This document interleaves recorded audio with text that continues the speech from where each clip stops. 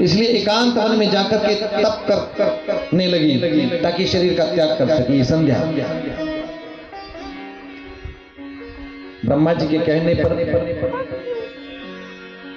ब्रह्मा जी ने के कहने पर वशिष्ठ जी ने संध्या को ज्ञानोपदेश किया कि कहा कि देवी तुम मेरे द्वारा बताए गए मंत्र का भजन करो, सदाशिव की उपासना करो। इससे जो यदि तुम्हारे मन में कोई इच्छा है तो वो पूरी हो जाएगी, इसमें संदेह मत करो। ओम नमः शंकरागीति ओमित्येतेन संततम मौनम तपस्या प्रारंभम तन्मे निगदतः शृणुः। कि ये जो भगवान शिव की उपासना है, कौन? वशिष्ठ ऋषि संध्या को एक मंत्र बताया।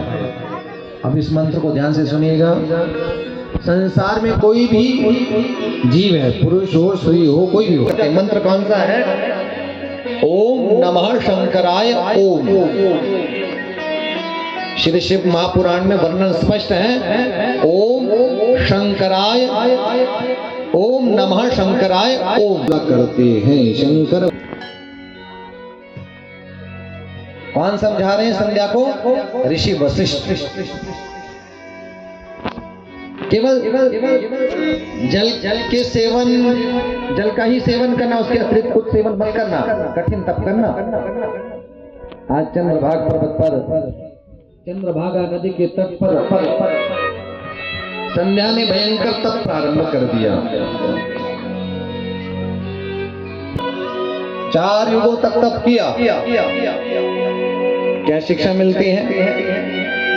कि भगवान को पाने के लिए जीव को परिश्रम प्रयास करने पड़ते हैं। ये चरित्र यही बताते ना। इन्होंने जीवन व्यतीत कर दिए कि भगवान कृपा करे, वो तो उनकी इच्छा की बात है ना। कलिकाल के जीव का मन तो अगर 1 घंटे बैठ जाए ना तो 1 घंटे बाद उचक होने लग जाता है ना। बस अब महादेव बस। हाँ, कभी देखा अपने मन को? आप सभी ने बैठे बैठे मन में कई विचार, पूजा करते करते पाठ तो माला तो चल रही करते हैं ना।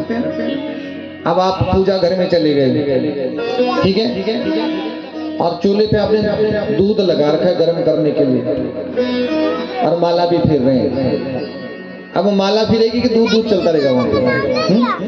कहीं उबल गया, कहीं उबल गया, कहीं उबल गया। यही तो समझना है, यही तो बातों को समझ। क्योंकि जो ये समय है ना, उस समय का मन चित्त भाव ऐसा होना चाहिए कि केवल हम और ठाकुर हमारे परमात्मा हमारे सामने, बस, है ना। शंकर युगों तक संध्या ने उपासना की, तप किया। भगवान शिव ने उनके हृदय में प्रवेश कर उन्हें दिव्य ज्ञान, दिव्य वाणी और दिव्य नेत्र प्रदान किए। किसको? संध्या को। शंकर भगवान की ज्ञान हो गया तो भगवान की स्तुति कर रही थी संध्या। निर्कारम ज्ञान गम्यम परम येनैवं स्थूलं नापि सूक्ष्मम्। अनन्य प्रकार से भगवान की स्तुति करते हैं। और इससे ये तो सिद्ध हो गया कि मैं पापों से मुक्त हो गई हूँ, मेरे जीवन में कोई पाप रह नहीं गया।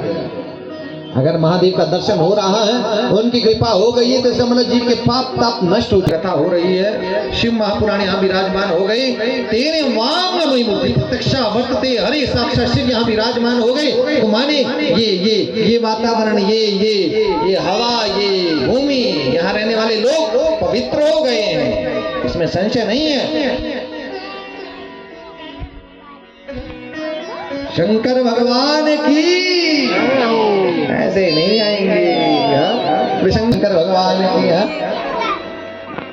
आके आए तो ऊर्जा भी तो हम की होती है ना। भगवान का नाम लेना, उसमें कैसा संकोच। किसी की निंदा मत करो, किसी की चुगली मत करो, कोई पाप मत करो। भगवान का नाम है, ऊंचा ऊंचा बोलो। किसी को बुरा लगता कान बंद कर, भाई तू जा। सोलन में माल रोड पे